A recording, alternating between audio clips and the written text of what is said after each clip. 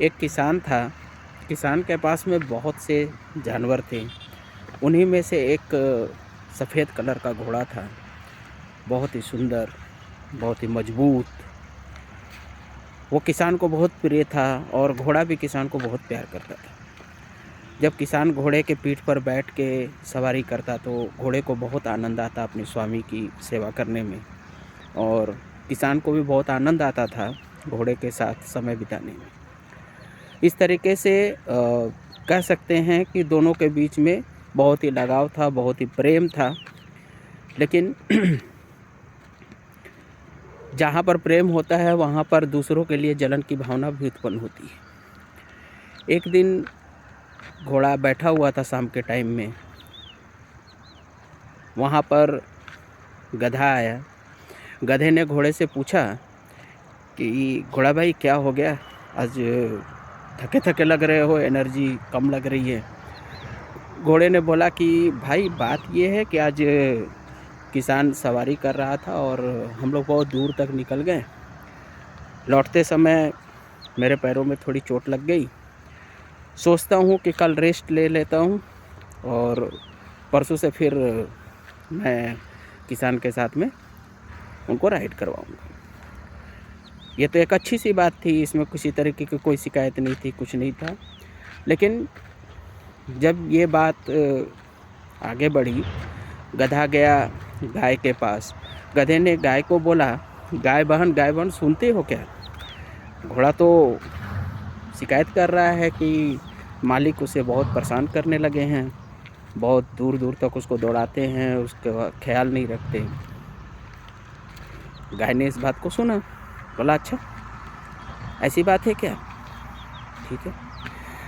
फिर गाय गई बकरी के पास। गाय ने बकरी को बोला, बकरी बहन सुनते हो, वो घोड़ा तो अजीब बातें कर रहा है।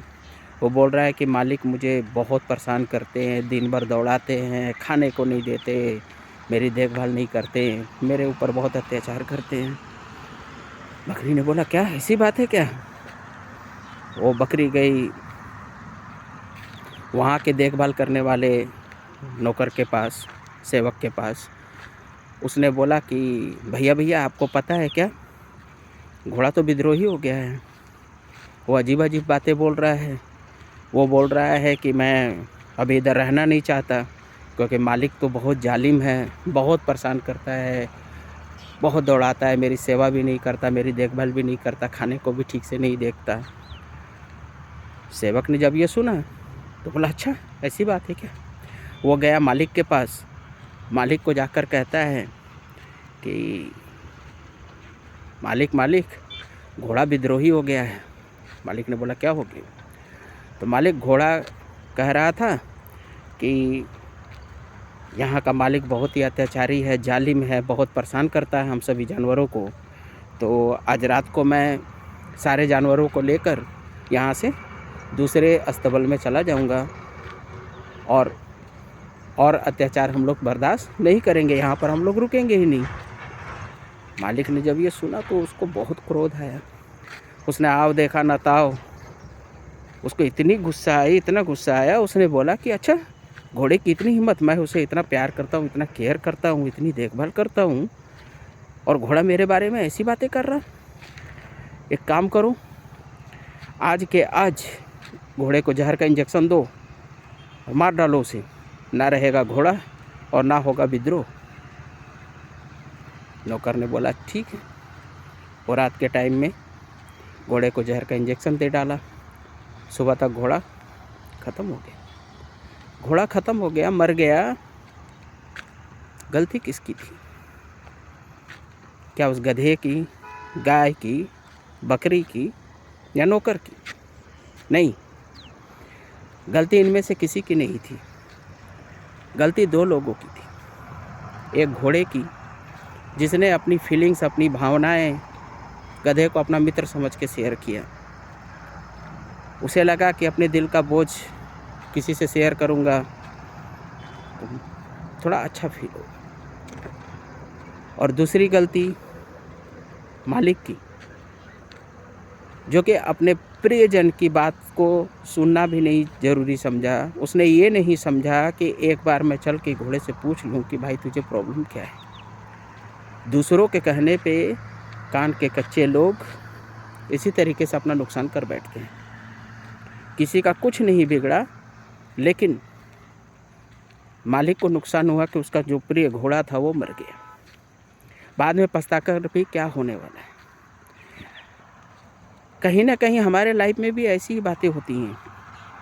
हम कुछ लोगों के ऊपर में आंख मूंद के भरोसा कर लेते हैं, उनसे अपनी दुख तकलीफ़ परेशानियां साझा करते हैं और वो बाद में हमारी बातों का ही गलत मतलब निकालते हैं। दूसरों को गलत तरीके से उन बातों को समझाते हैं, जिससे कि होता ये है कि जिसके प्रति हमारे मन में द्वेष भावना नहीं है वो भी हमारा दुश्मन बन जाता है।